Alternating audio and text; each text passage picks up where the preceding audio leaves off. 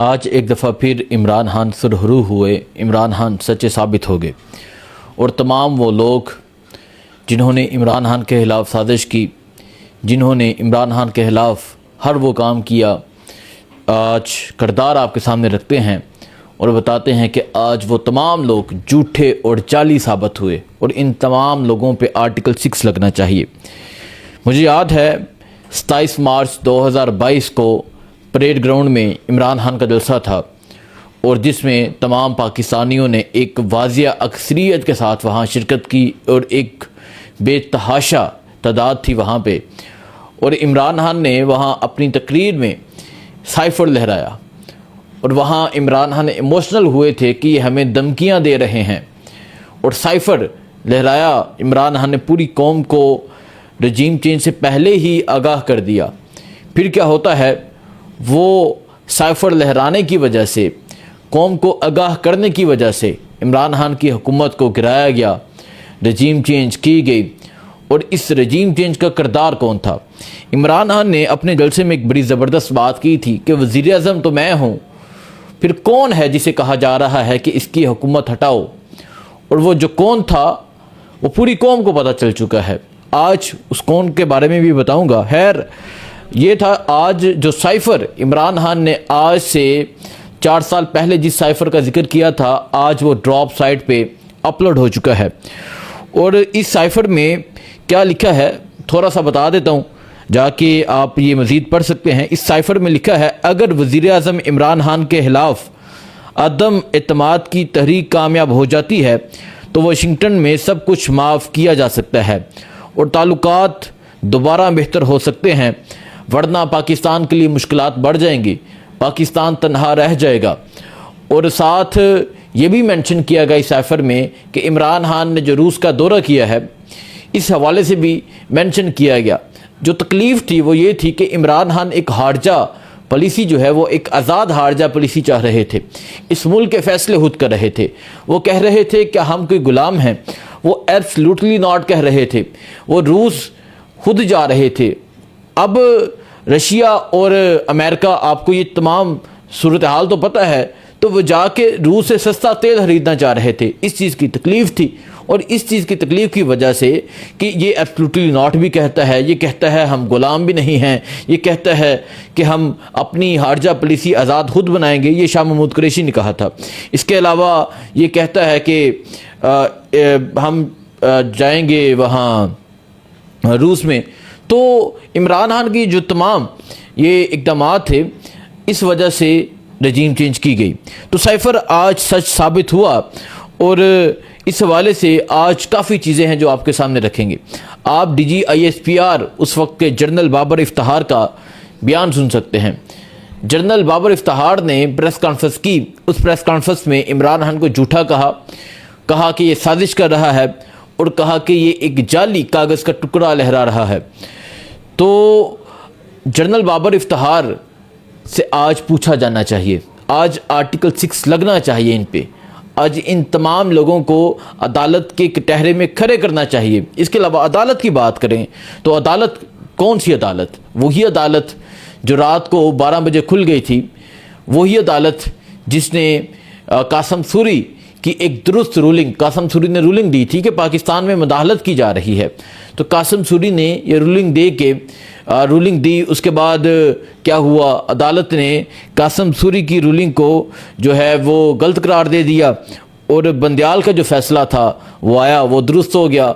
तो आज वो जस्टिस बंदयाल जो है वो कहाँ पर हैं? उन्हें बुला के पूछना चाहिए कि आपने इस रूलिंग को गलत कहा था, आज आप बताएं। इसके अलावा मौलाना ने देखें इंकशाफ किए। अब इनकी जो स्टेटमेंट्स है वो मैं आपके सामने रखता हूँ। ये बिलावल भुट्टो की स्टेटमेंट पहले सुने। वो कहते हैं कि यहाँ के एक वज़ीर ने खुद लिखवाया है और एक एम्बेसडर को भेजा है। ये बिलावल भुट्टो ने कहा। मरियम नवाज़ कहती हैं कि ये हाथ ना था ना है, ये एक ड्रामा है। ये मरियम नवाज़ ने कहा था, ठीक है। और बीबी किथे हो, अज बोलो, अज दसो कि ए ड्रामा सी की सी, अज जाके कौम के सामने गलत करो। इसके अलावा मौलाना फजल रहमान कहते हैं कि धमकियाँ दी हैं किसी ने, वो बार बार कहता है धमकियाँ दी हैं, किसी ने कोई धमकी नहीं दी। मौलाना फजल रहमान साहब, आप एक आलिम दीन है, आप आके बात करें, आप अगर खुद को आलिम कहते हैं, आप खुद को आलिम समझते हैं, तो आज आके इस गलती का इतराफ़ करें, क्योंकि इंसान वही होता है जो गलती करके उसका इतराफ़ करे। ये मौलाना फजल रहमान ने कहा था। इसके अलावा शहबाज शरीफ ने कहा था कि ये सबूत लाएं, अगर ये सबूत लेकर आ गए तो मैं अपनी वजारत उज़्मा की जो कुर्सी है वो छोड़ दूंगा, ये शहबाज शरीफ ने कहा था। तो शहबाज शरीफ साहब आज सबूत सामने आ गए हैं। इसके अलावा अरशद शरीफ शहीद की मैंने वीडियो देखी। अरशद शरीफ शहीद ने तब कहा था कि मैंने इमरान खान से पूछा कि ये कह रहे हैं कि अगर इमरान खान ने हमें ये कहा कि ये मुझे धमकियां दे रहे हैं कि अगर साइफ़र को पब्लिक किया तो तुम पर ऑफिशियल सीक्रेट एक्ट के तहत मुकदमा दर्ज कर दिया जाएगा। फिर जो 9 मई के बाद दर्ज हुआ, फिर जिस मुकदमे में इमरान खान को 10 साल कैद की सज़ा सुनाई गई, इमरान खान पे साइफ़र मुकदमा दर्ज हुआ और कई माह इमरान खान साइफ़र के मुकदमे में जेल में कैद रहे। आज उन जजेस को बुला के पूछना चाहिए जिन्होंने 10 साल कैद की सज़ा सुनाई थी, आज उनको भी कटहरे में खड़े करना चाहिए। तो एक वक्त याद रखें कि देखें जी, ये एक साइफ़र है तो कितने किरदार खुल के सामने आ रहे हैं। सलीम साफ़ी जैसे इंसान कहता है कि मैं सहाफ़त छोड़ दूंगा अगर ये सच साबित हुआ। आप सहाफ़त तो करते नहीं है, ये तमाम लोग तो दलाली करते हैं। ठीक है, कौन सी सहाफ़त? आज आए ना सामने। मंसूर अली खान ने इसको गलत कहा था। इसके अलावा और किस किस की मैं स्टेटमेंट जो है वो आपके सामने रखूं जिन्होंने इस साइफ़र को गलत कहा था। लेकिन आज एक दफ़ा फिर इमरान खान जो है वो सच्चा साबित हुआ। आज एक दफ़ा फिर उसकी जीत हुई। आज अडियाला में बैठे हुए उस कैदी की जीत हुई जिसे हराने के लिए, जिसे कमज़ोर करने के लिए इन तमाम लोगों ने हर मुमकिन कोशिश की। तो ये तो हो गया जी। और ऑफिशियल सीक्रेट एक्ट के तहत आपको याद होगा मुकदमा चला, पता नहीं क्या कुछ हुआ, और इमरान खान ने तो कौम को आगाह किया था। अरशद शरीफ ने शहादत दे दी। अरशद शरीफ ने साइफ़र के ऊपर खुलकर बात की। इस शख्स की जान ले ली गई, लेकिन इस शख्स ने समझौता नहीं किया। इसके अलावा मौलाना फजल रहमान देखें, एक तरफ ये कहते हैं कि कौन सा साइफ़र, दूसरी तरफ मौलाना फजल रहमान की ही स्टेटमेंट है वो, जहां कहते हैं कि सब पार्टियों को जनरल बाजवा ने बुलाया और कहा कि अदम एतमाद की तहरीक लानी है। तो वो कौन होता था जनरल बाजवा, पार्टियों को बुलाने वाला, अदम एतमाद करने वाला? आज मौलाना कहाँ खामोश हैं? आज आए ना सामने। कासिम सूरी आज सच्चे साबित हुए। तो ये तमाम चीज़ें हैं जी साइफ़र के हवाले से। और लेकिन मुझसे ये कहूँगा कि वो इंसान फिर सच्चा साबित हुआ, वो इंसान फिर जीत गया।